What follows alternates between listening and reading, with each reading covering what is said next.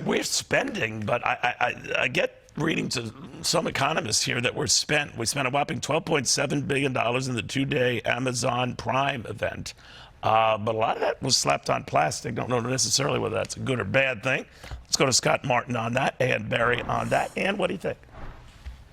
I think it's a little bit worrying, Neil, and also not just being slapped on plastic, it's being slapped on a new kind of plastic. When you break down that number, nearly $1 billion of that 12.7 that you just talked about went on to buy now, pay later, which isn't traditional credit cards. Okay. It's a different, newer kind of credit, which, you know, the jury's out on how well that works for the consumer right now. Still, Scott, that's when the administration says that the economy's back, and that is good so far. What do you think? They do. Neil, life in plastic is pretty fantastic these days because the economy is growing. The economy is recovering.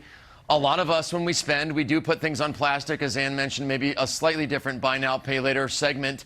But the reality is there's force and there's economies that, I guess, in the future here come to play when you think about how your future is going to look and the fact that you do go out and put things on credit. You do go out and even back in the day put things on layaway when I was a young boy, I guess, and my parents did that with respect to the overall outlook that you have for your personal situation. And the economy is getting better. There still is pent-up demand out there. There's still roughly 10 million jobs out there, according to your favorite survey. And so folks are relatively still optimistic, and I think they should be.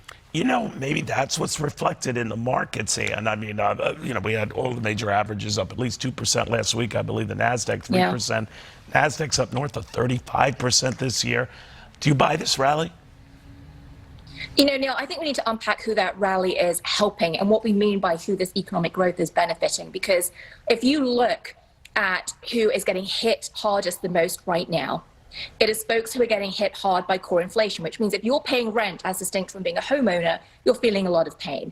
If you are still dependent on getting your essential spending out there on things like healthcare, you're still feeling a lot of pain. We're seeing a lot of inflation there. So I think the rally is real, Neil, but I think it is really concentrated to a very privileged part of the U.S.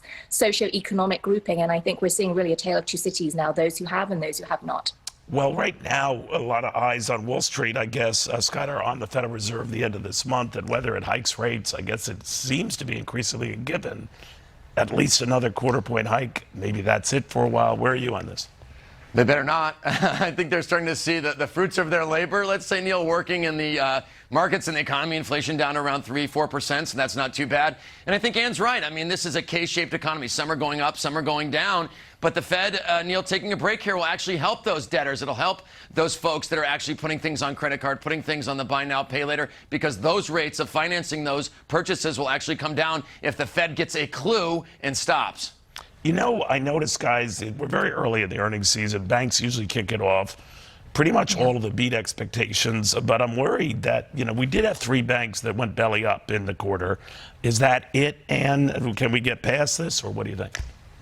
Neil, I think it's really important to keep that top of mind, because what we really saw with those banks going belly up, yes, there was some esoteric risks in terms of their kinds of client base, which was very concentrated, but really it was a sign that rising inflation rates interest rates as quickly as we've seen it, do have some unpredictable risks and some that we haven't seen the full impact yet. And you've touched on it. Consensus is that we're going to see rates at least 5.375% through to the end of Q1 of 2024, which means for the everyday consumer, we're paying more on your auto loans, we're paying more on your credit cards, and we're going to see, I think, that impact come through a little bit later than expected. All right, I hate to cut you off there. Just another update I want to provide folks on Benjamin Netanyahu. Thank you both.